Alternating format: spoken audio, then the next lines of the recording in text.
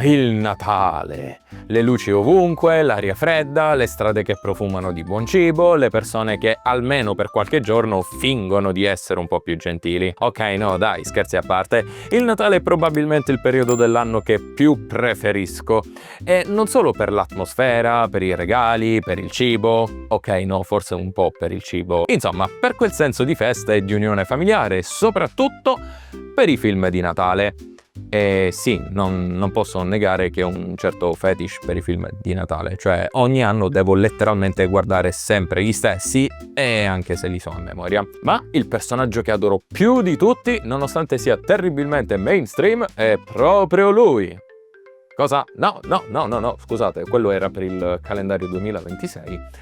Intendevo lui, il Grinch. E inizialmente in questo video avrei voluto proprio raccontarvi la sua storia, di come Dr. Seuss ebbe l'idea del personaggio mentre si lavava i denti la mattina del 26 dicembre e di come si ispirò a se stesso per creare un personaggio che fosse una perfetta critica alla società sempre più consumistica e a delle feste sempre più superficiali. Volevo parlarvi anche di come l'iconico colore verde del Grinch sia stato in realtà scelto insieme a Chuck Jones, il leggendario regista dei Looney Tunes, che inoltre si occupò della prima iconica trasposizione animata nel 1966. Insomma, avrei voluto accompagnarvi in un viaggio attraverso la storia di uno degli antieroi natalizi più amati degli ultimi 60 anni. Ma poi, successe qualcosa mentre facevo le mie ricerche per questo video. Qualcosa che non mi sarei mai aspettato. E no, non sto parlando né della nuova versione di Where Are You Christmas cantata da Cindy Lou, né tantomeno della storia improbabile tra il Grinch e Ariana Grande a Love is Blind. No. Sto parlando di qualcosa di decisamente peggiore, qualcosa che nacque come uno scherzo durante una pausa lavorativa e che poi è letteralmente degenerato, ma in modo terribilmente orribile. Una parodia non autorizzata, indipendente e che ha fatto discutere parecchio su quali fossero davvero i limiti del fair use. Un'operazione che non ha cambiato le regole, ma ha dimostrato quanto queste possano essere elastiche quando nessuno decide di intervenire. Ebbene, oggi parliamo di The Mean One. Accessing Multiverse.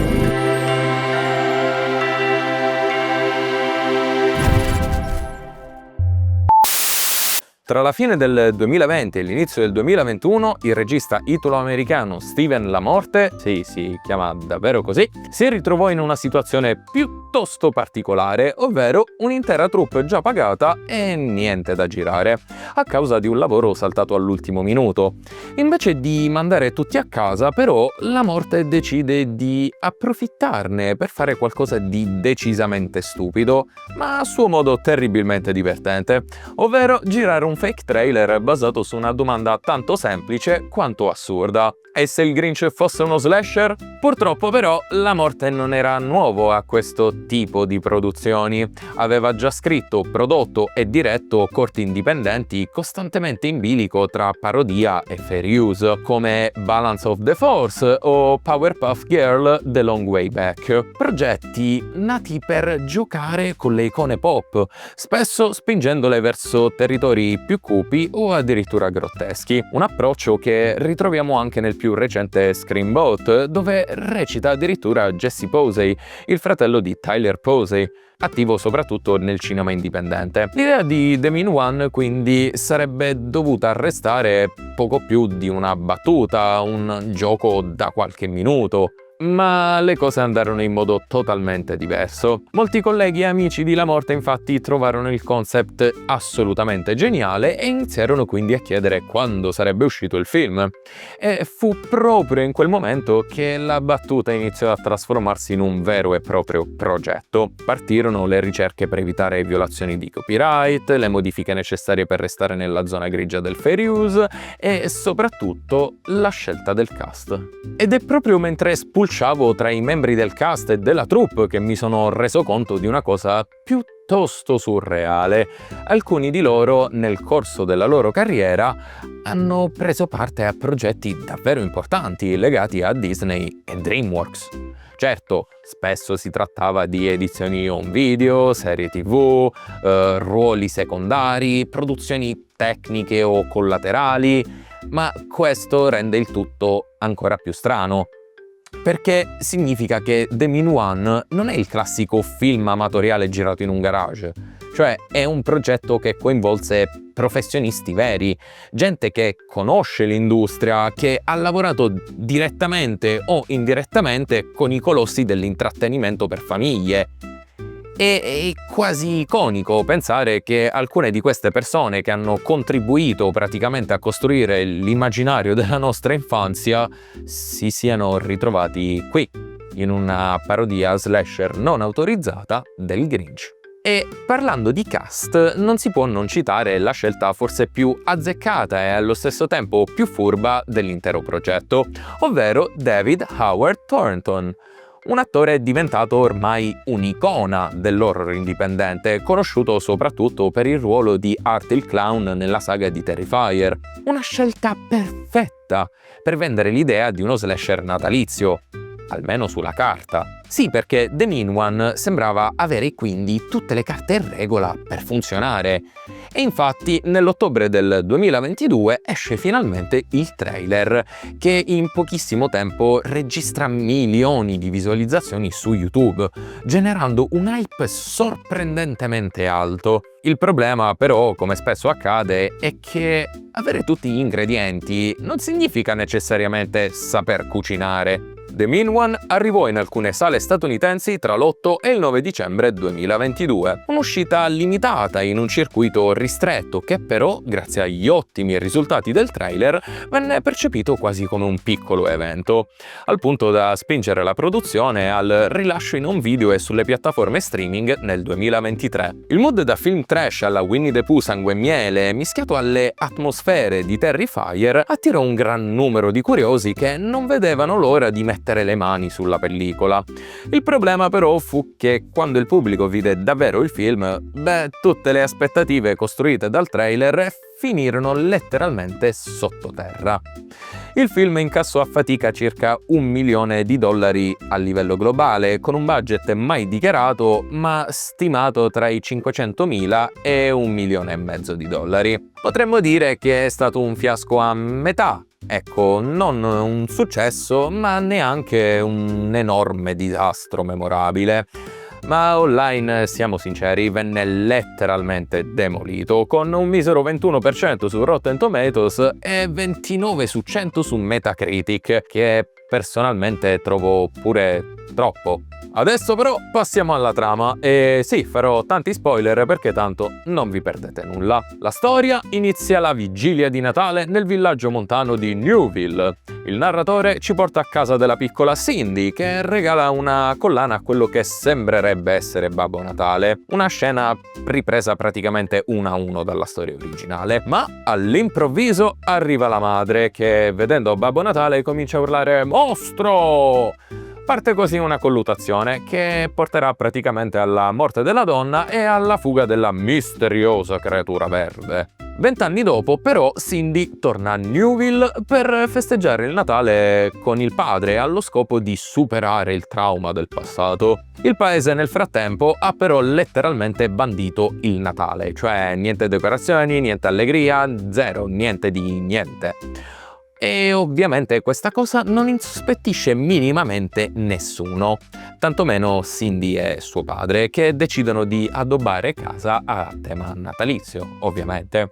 Quella stessa notte però il Mean One torna per uccidere il padre di Cindy, ruba le decorazioni e inizia a massacrare chiunque festeggi il Natale, o osi anche semplicemente canticchiare una canzone a tema natalizio. Cindy si allea quindi con un poliziotto dal carisma così nullo che non ricordo nemmeno il suo nome e su cui fa anche sogni erotici. E Dr. Zeus, medico alcolizzato con un nome che fa ridere ma non per la citazione, piuttosto per quanto sia a 1 millimetro dalla violazione del copyright e da una denuncia da parte della famiglia Zeus.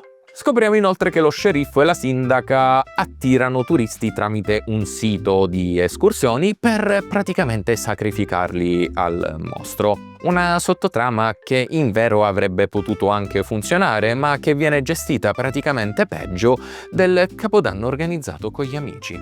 Dopo un montaggio di allenamento in pieno stile Rambo, o forse più in stile Gizmo, Cindy affronta il Mean One con una delle final battle più assurde di sempre, tra fucili con grafiche da bastoncini di zucchero e molotov a forma di palline di Natale. Ma alla fine Cindy scopre che il mostro indossa ancora la collana che lei stessa gli regalò 20 anni prima. E così, a caso, lo perdona e gli dà un bacetto sulla guancia. E come nella storia originale, il cuore del Grinch diventa di 3 taglie più grande. Con la differenza che qui però gli esplode letteralmente il petto. E niente, fine. Natale salvo, relazione romantica col poliziotto accennata e titoli di coda. Ora, il problema principale non è cosa racconta il film, anche perché l'idea di base effettivamente è divertente ed interessante, ma il come lo fa. Le inquadrature sono piatte, televisive, prive di tensione. La fotografia inoltre sembra un collage di filtri Instagram. I tempi in più sono totalmente sbagliati, soprattutto nei momenti che vorrebbero essere ironici o comici a forza e che vengono costantemente rovinati da lunghi e imbarazzanti silenzi. E poi arrivano i tagli, che sono letteralmente brutali, improvvisi e totalmente confusi. Sembra letteralmente che il film sia stato montato con una motosega. Cioè, non c'è ritmo, non c'è crescendo, non c'è controllo. Le interpretazioni, inoltre, oscillano costantemente tra overacting caricaturale e l'apatia totale. Cioè, in questo film non esiste una via di mezzo. Sembra che ogni attore stia recitando in un film diverso e che i personaggi siano stati scritti da un bambino di 5 anni che pesca personalità e stereotipi narrativi da un cilindro, così, a caso. E purtroppo l'unico che prova davvero a fare qualcosa, è proprio Thornton, che porta nel Mean One la stessa fisicità mimica di Art il Clown. E infatti il problema del film non è lui. Il problema è che il film non ha la minima idea di cosa diamine farsene del suo personaggio. E dei nomi parodizzati poi non ne parliamo, cioè sono il simbolo del problema. Cindy You Know Who, Dr. Seuss, Newville. Per non parlare della scena in cui la barista grida Mike Finch nel momento in cui Doc stava proprio per dire Grinch. Finch! Last call for Mike Finch! Cioè, quella è la scena più imbarazzante del film, secondo me, perché questo non è parodia, non è citazionismo, è anzi da copyright messa in scena.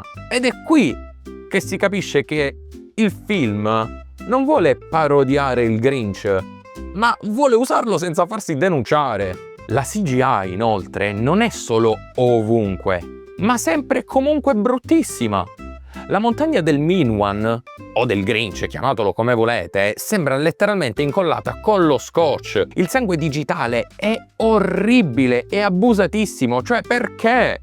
Avete speso così tanto, potevate usare del sangue finto. Il punto più basso, però, è il fuoco digitale nella scena finale. L'albero che prende fuoco sembra letteralmente un effetto stock applicato sopra l'immagine.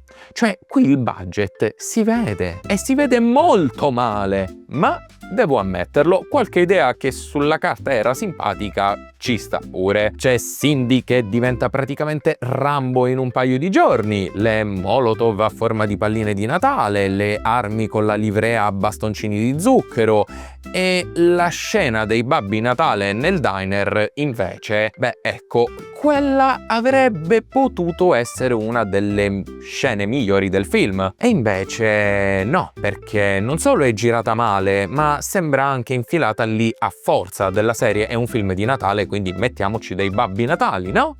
Inoltre, quasi tutto il film è girato durante il giorno, che praticamente per questo tipo di film è letteralmente una condanna, cioè non c'è atmosfera, non c'è tensione e la cosa più grave, le kill non colpiscono, non ce ne sia una che sia minimamente memorabile, creativa o davvero disturbante. L'unica morte che funziona, ironicamente tra l'altro, è quella del Minuan stesso, ed è tutto dire. Ora, credo che la frase che possa riassumere perfettamente questo film sia quella che ho letto su IndieWire, ovvero questo è un film che allunga una battuta da un paio di minuti fino a 90, ed è esattamente questo il problema.